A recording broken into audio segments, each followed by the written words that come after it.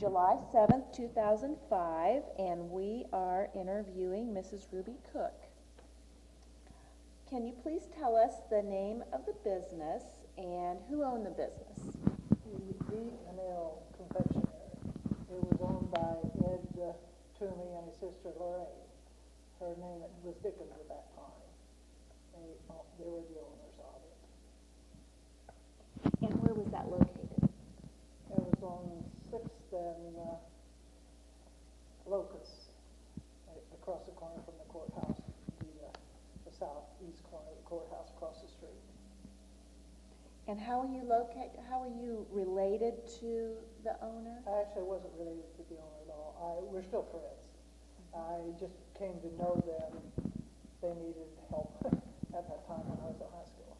And actually, I wasn't old enough to be working, but Ed said, "You're tall enough, you'll fit the bill." And at that time, you didn't have Social Security numbers, so he sent me a Social Security number. And I started working. But we became friends. In fact, we're still friends today, what's remaining left of the family. So who else worked there, and what kind of work did you and the other people do? Being that it was a sandwich and ice cream store, we had fish sandwiches, specialty, and ice cream cones, homemade ice cream, and sometimes he'd make specially homemade candy. And then he would do, at times, what the family ate there. He'd have special breakfast for special people who come in early. Then they would share that with them if it was an extra on. On the same time, in evening time, if they happened to have pot roast or ham and beans or something different that was on our menu, some of the regulars would come in and see what they had and see if they couldn't share with that. But actually, that was all Ed and Catherine's work in the back. His wife was Catherine, and they did all the cooking and that. And we girls who worked there just did the waitressing work, get the ice cream and made the cones and the sodas and that, the waitressing work. And there were high school girls besides Ed's wife, Catherine, worked there, and of course Lorraine worked there. Prior to that, Lorraine had worked at the candy kitchen. And Ed had worked at Radiomakers. He lost his job at Radiomakers when Radiomakers downsized or retired out and let I believe it was his son take over, and his son didn't want Ed anymore because I think he was going to do that job himself or whatever. Ed lost his job and didn't know what he was going to do, although he was also a farmer. This was a part-time job. So they purchased B&L. They told Catherine, he says, "We're going to have some, and Lorraine knows waitress job, I know fixing job, but you're going to have to manage a place." So Catherine jumped into it, and that's how they got started on the business. So they all worked there, and then different high school girls would work there. Lorraine's two daughters, Dolores, who's Dolores Mackey now, and Jeannie, who's deceased, they worked there, and Virginia Wright, and I can't remember some of the other girls from high school from different times would work at the restaurant. And it was more of a family type because the elderly come in, the young come in, the dating crew, and it was a very respectable place.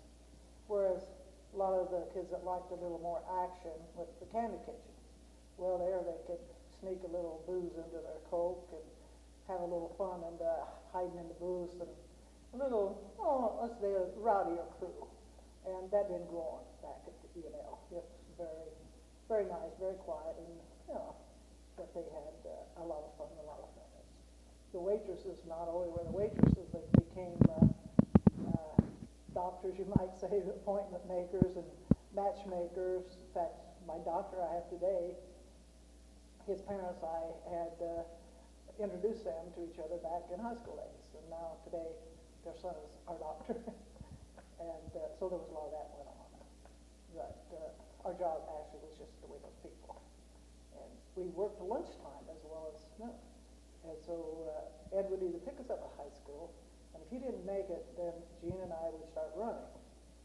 And the crew from school soon learned that if they saw us running, if they picked us up, they got waited first. They'd give us the order before we got there.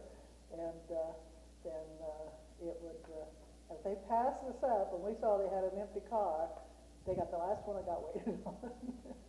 So if, because sometimes it was a little crowded in the car, they said, oh, we got room, and or sometimes only one of us would get in and get down there first. And we seldom actually had to run all the way. Someone would pick us up.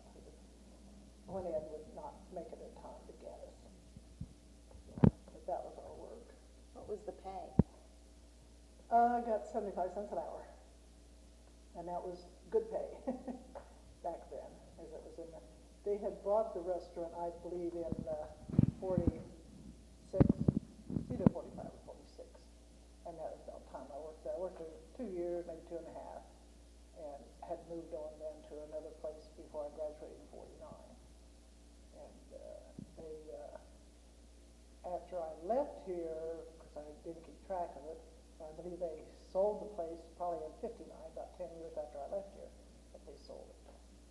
And their competition being Rademacher's, of course, where Ed had previously worked, and Murphy's ice cream store, which is down on Main Street, down on 5th corner there, 5th, I believe.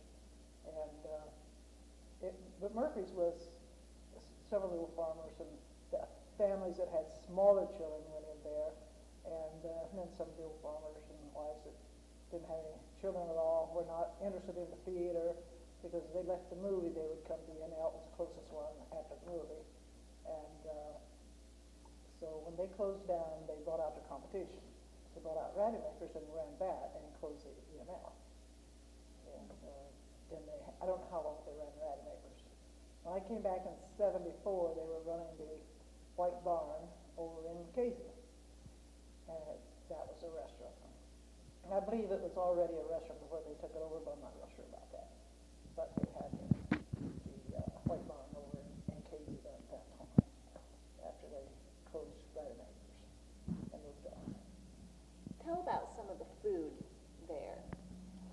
Well, let's say they had the hamburgers, hot dogs, ham sandwiches, some cold salad sandwiches, and so basically it was only sandwiches, except for the specialty thing for special people come in, and then the ice cream. Best thing I ever got come in for is when he'd make the ice cream straight out of the freezer. The ice cream maker was the soft ice cream. And everybody, when he was going to make a special, Butterburger was a specialty, it seemed like. And if they knew he was making ice cream, they want Butterburger. And there was lots of stories made of the soft ice cream before it got put in the pot to be the hard ice cream. And people loved to make it in, find out when he's making it and what time it was going to come off. So they would do the soft ice cream. They used homemade fudge, and that he'd make at special times like Christmas and whenever he had spare time, sort of like he would make up a batch of fudge, which was real tasty. Ice cream cones, of course, was there. Band concert night, you would have 3 little kids come in, and maybe they only had 10 cents, and they all want ice cream cone. Well, they all got ice cream cone. I mean, you can make a nickel ice cream down to 3 cents worth, and real easy, and so we catered to it that way. Or if a family crew come in, brothers, sisters, or whoever they were, a little short of getting a Coke and an ice cream cone, well, you can make a 6-cent Coke as well as a 10-cent, and they can still have an ice cream cone, Coke. And so you kind of adjusted. No comments, we just adjusted. And that was the style of doing things.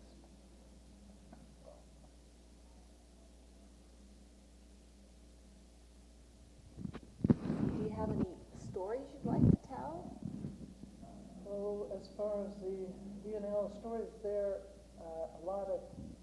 it became a place that young people had problems come in because of an advisor, matchmaker, and all this stuff. I remember Harold Williams wrecked his car. Harold Williams is right. And so what did they come? They didn't call parents or somebody else. They came down to talk to Lorraine and us about what to do and whatever.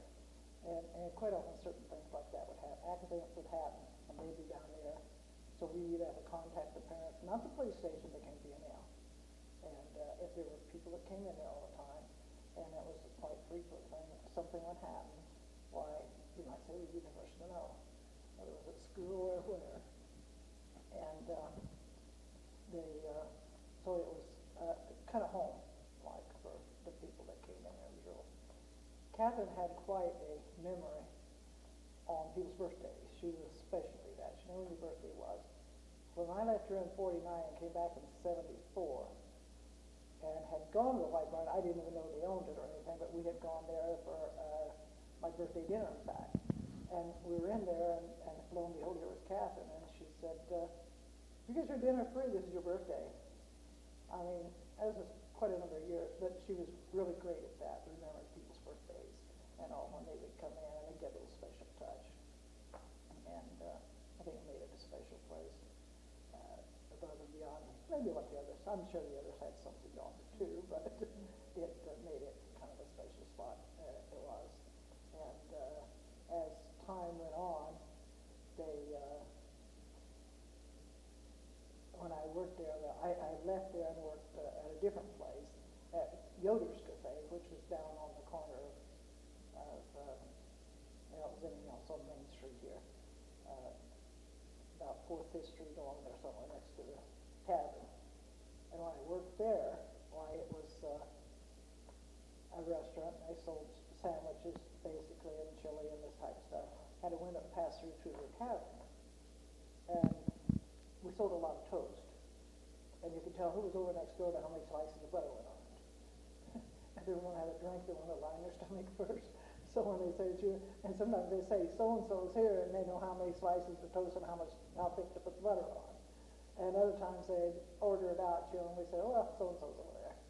And it was interesting how you could tell who the people was from what the order was. And as far as the other restaurants and things in town, when we would close down, now we'd go down to Nell's or maybe to Tom's or somewhere else. They'd get us a snack after we left. And before you'd head on, whoever was still left, the old Keystone sometimes was open, or Nell's was open. Murphy's would always be closed. They usually closed early. But sometimes we'd go down there and eat somewhere else. And as the young men that were dating, you would, I lived in the south end of town with my grandmother at that time. And they would come by to let you know that they'd taken their steady date home, say they were heading home. They might live in the south end of town, but then you know what direction they're heading. And so they even might give you a ride home, so you could tell the girlfriend that, yeah, you knew they headed home. But then you could look and see they actually went back to town. But these are things you never told, you see. You kept harmony amongst the crew. You didn't tell those things. And so it was kind of a family affair. And the food, if the sodas, I think, were a specialty if they had, because they would say nobody can make an ice cream soda like they made there, because they had homemade ice cream, and we made it give you an edge over just regular commercial stuff. And so they had and I have some pictures here, shows just how many did hang out, whatever pictures, all kinds of, where they're standing out in front of the E&L. And now these are the owner's two sons at that age. One of them still lives around here, one of them's up around Chicago. And this is Stubby Kyle. Now, he was always the icon of Marshall as far as I was concerned. He was there then, and I told my husband when we moved back in 74, I said, "You'll never go to Marshall except for to see Stubby Kyle." And every time we came to town, we saw Stubby.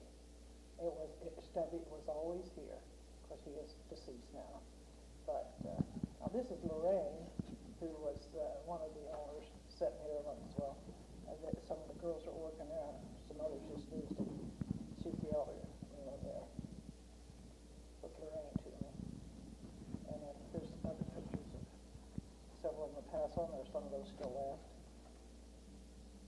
You can see the old model car. That was Dean Morgan and his old car, which was a collector's item at that time. And there was another one I did. So I'd say it was kind of a hangout for the guys that come home from the service. They keep track of who was where and what, because that was during World War II.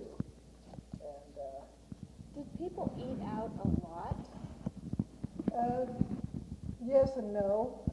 There were some people, and there was about 3 families I know of.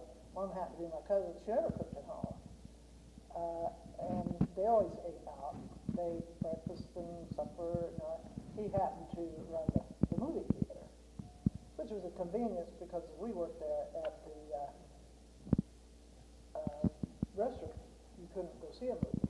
However, they used to have the serials, and I don't know what night they ran. Some night of the week they ran the serials, so we would go over for that 15 minutes or whatever they ran, 12 or 15 minutes. They had the serial that ran for several weeks, months, I don't know how long, and we could go over for free, go upstairs, sneak upstairs and watch that, and then get back to work.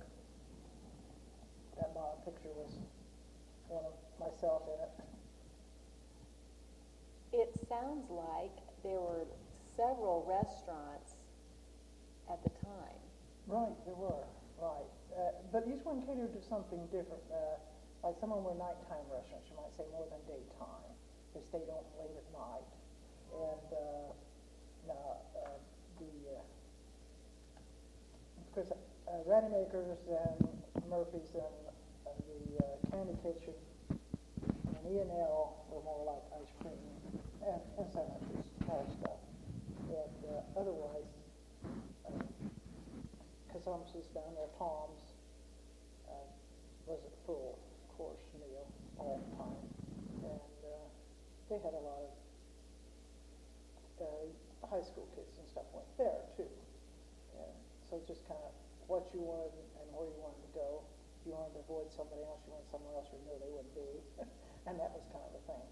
This crew went here and that crew went somewhere else and another crew went. And it's whichever your group was, or if you wanted to be a part of that group, then you would go to that place. And they were kind of segmented that way, what kind of activity you wanted. It says the 10-cent sandwiches on that one, and that was the owner's little niece that she lived with them for quite a while.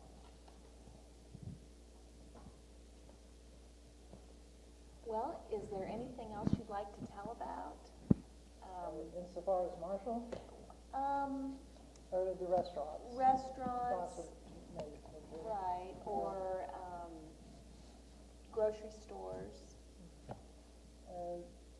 The grocery stores, because Huey worked at the old grocery store, main ones here, and that last one I ran, the Red and White, he started out working in the grocery store, and I think that's why he got into the grocery business, because back then he was working at a grocery store.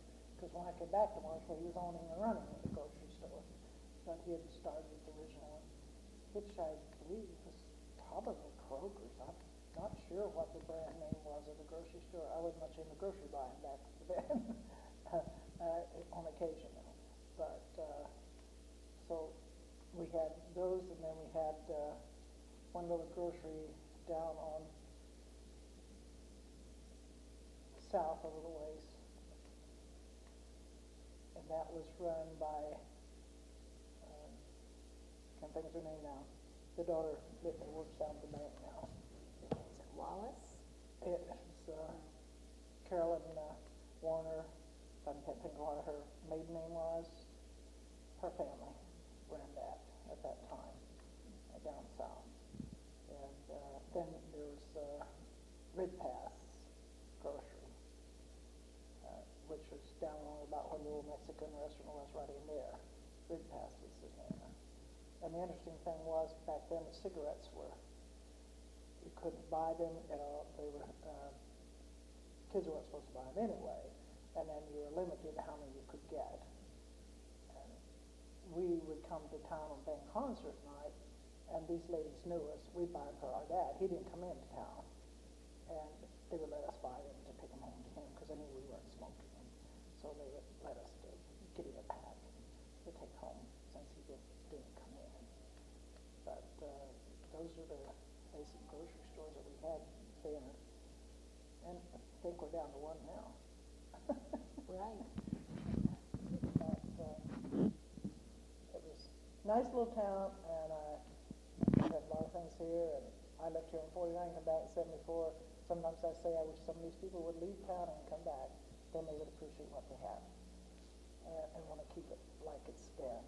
Honest and fair and right, because there was a time you could leave anything laying out and nobody would pick it up. I'm sorry, but that's not the thing now. And you could depend on your banker to be treat you fair. And now the bankers go to make money for themselves. They don't. They work for the bank, and their customers forgot. And it's kind of a shame because you lose that small town, and they would think of feeding you some nasty food or something because they ate what they served. And in the restaurants, all the restaurants I worked here, which I worked at Tom's a few times to fill in, they just needed somebody and Ed would swap us off. I worked out the fairground a few times for some guys that had the catering services they had. Ed would loan us to them. And same down at the West Union, Old York, then they would have a tent down there, and Ed would serve food down there, and then the fellow next door, and sometimes I forget who they are, we'd swap off and trade and we'd work there.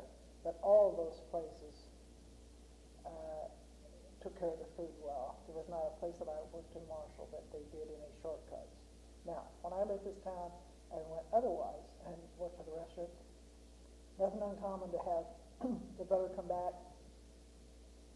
The dishwasher slept the butter in the bowl, and that's what you got, hot butter on your toast. I never eat hot butter on my toast.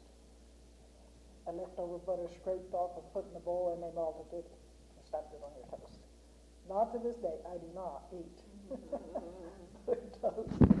But these restaurants did keep that for them. I mean, and I kind of had a hand at different ones. They knew you had a day off or could take it off when they work out, and they all sold you good food. Well, thank you. We appreciate your time and your interview, and we look forward to